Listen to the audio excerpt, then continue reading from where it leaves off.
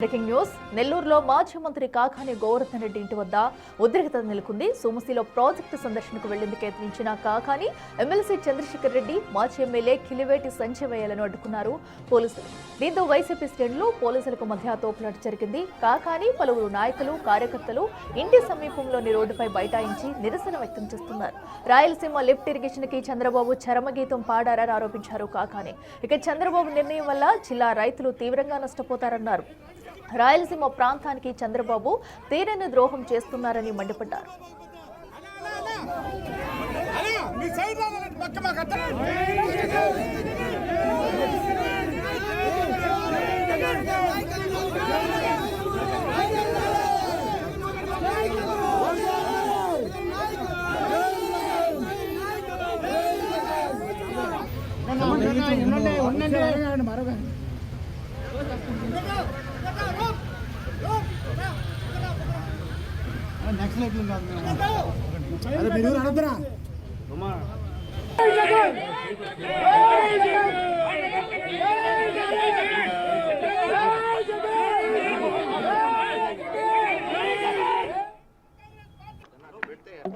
Assembly సాక్షిగా రేవంత్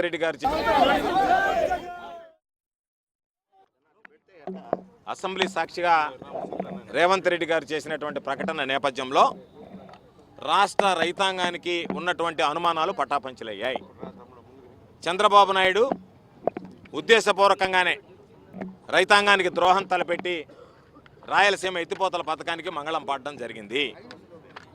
ఈరోజు మనం మహానేత రాజశేఖర రెడ్డి గారు ఉన్నప్పుడు శ్రీశైలం నుంచి జలాలు సముద్రంలో కలిసిపోతున్నాయి, వాటిని సమర్థవంతంగా వినియోగించుకుందామని పోతిరెడ్డిపాడు హెగ్రెగ్యులేటర్ నుంచి 44,000 క్యూసెక్కులు ఈరోజు తీసుకునేటువంటి అవకాశం కలిగింది. దాని ద్వారా సోమశిల ప్రాజెక్టు, సోమశిల దగ్గర నుంచి కండలేరు జలాశయం, దానితో పాటు గాలేరు, నగిరి, హంద్రి, నేవా అన్నిటికీ సంబంధించి రాయలసీమతో పాటు నెల్లూరు జిల్లాకు సంబంధించి సంపూర్ణంగా సమృద్ధిగా సాగునీరు అందించేటువంటి వెసులుబాటు కలిగింది. అటువంటి పరిస్థితుల్లో ఈరోజు తెలంగాణ ప్రభుత్వం రాష్ట్ర విభజన జరిగిన తర్వాత ఇష్టారాజ్యంగా వ్యవహరిస్తూ కల్వకుర్తికి సంబంధించినటువంటి ఎత్తిపోతల సామర్థ్యం పెంచడమే కాకుండా పాలమూరు, రంగారెడ్డి, డిండి ఎత్తిపోతల పథకానికి ఈరోజు వాళ్ళు శ్రీకారం చుట్టూ మొదలుపెట్టారు.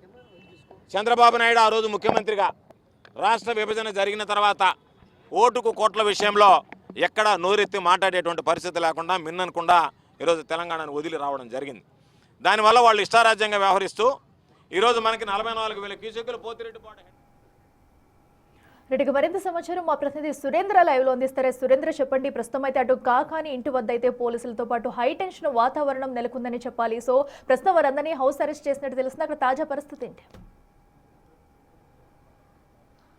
అఖిల, నేడు సోమశిల ప్రాజెక్టును సందర్శించేందుకు వైసీపీ నేతలు కూడా పిలుపునివ్వడం జరిగింది. ఈ పిలుపునిచ్చినటువంటి నేపథ్యంలో కూడా దీనికి ప్రధానంగా రాయలసీమ లిఫ్ట్ ఇరిగేషన్ వివాదం జరుగుతున్నటువంటి నేపథ్యంలో దాంట్లో భాగంగానే ఈ యొక్క సోమశిల ప్రాజెక్టుని సందర్శించేందుకు వైసీపీ నేతలంతా, జిల్లాలో ఉన్నటువంటి నేతలంతా, మాజీ మంత్రి కాకాని గోవర్ధన్ రెడ్డితో పాటు ఎమ్మెల్సీ చంద్రశేఖర్ రెడ్డి ఇన్ఛార్జీలు ఎవరైతే ఉన్నారో వారంతా కూడా ఆ సోమశిల ప్రాజెక్టుని సందర్శించేందుకు నేడు పిలుపునివ్వడం జరిగింది. అయితే దీనికి పర్మిషన్ లేదు, అక్కడికి వెళ్లేదానికి లేదని చెప్పి కూడా పోలీసులు అడ్డగించు ఒక్కసారిగా కూడా కాకాని గోవర్ధన్ రెడ్డి ఇంటి వద్ద ఉద్రిక్తత పరిస్థితి నెలకొంది. మనం చూడవచ్చు, ఈ ప్రస్తుతం మనం కాకాని గోవర్ధన్ రెడ్డి ఇంటి వద్ద పోలీసులు కూడా భారీగా మోహరించినటువంటి విజువల్స్ మనం చూస్తా ఉన్నాం. ఇక్కడ ఇంటి వద్దకి ఎమ్మెల్సీ చంద్రశేఖర్ రెడ్డితో పాటు పలువురు కిలివేటి సంజయ్ వీళ్ళంతా కూడా చేరుకున్నప్పటికీ ఆ యొక్క వెళ్లేటువంటి ప్రయత్నం అయితే చేయడం జరిగింది. ఇక్కడ నుంచి దాదాపుగా 100 మీటర్ల వరకు పోలీసులు, అదేవిధంగా మాజీ మంత్రి కాకాని నాయకులు మధ్య కూడా కొంతసేపు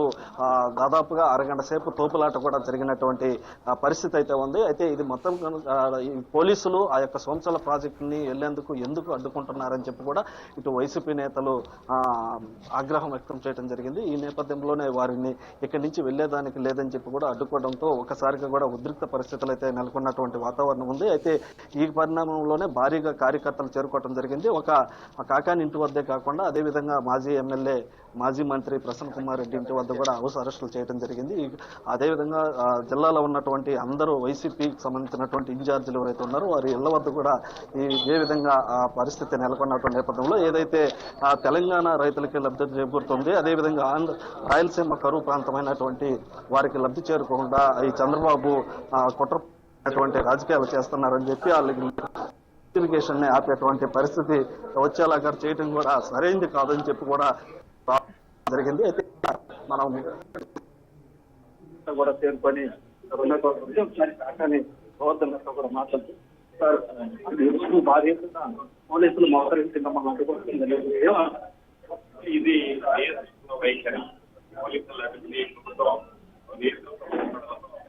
రైతులకు సంబంధించిన నష్టాన్ని ఈ ప్రభుత్వాన్ని తీసుకెళ్ళాలి, రైతు సమస్యలతో చర్చించాలి, రైతులకి న్యాయం జరగాలి, రైతుల పక్షాన నిలబడాలి అని చెప్పి మా నాయకుడు జగన్మోహన్ రెడ్డి గారు కూడా ఈరోజు సంబంధించి చంద్రబాబు నాయుడు తీసుకున్నటువంటి నిర్ణయం ఏదైతే మండలం పాడాడో రాయలసీమ ఎత్తిపోతల పథకానికి దానివల్ల రాయలసీమతో పాటు నెల్లూరు జిల్లాకు కూడా తీవ్రమైనటువంటి నష్టం జరుగుతున్నటువంటి పరిస్థితుల్లో ఆ తీవ్రతని దృష్టిలో ఉంచుకొని రైతాంగం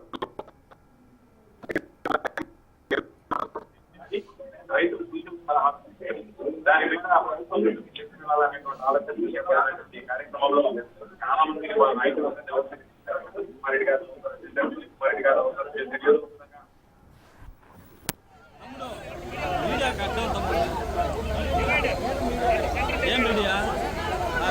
వాళ్ళే చెప్పావమ్మా. సరే సరే గమ్ముండు.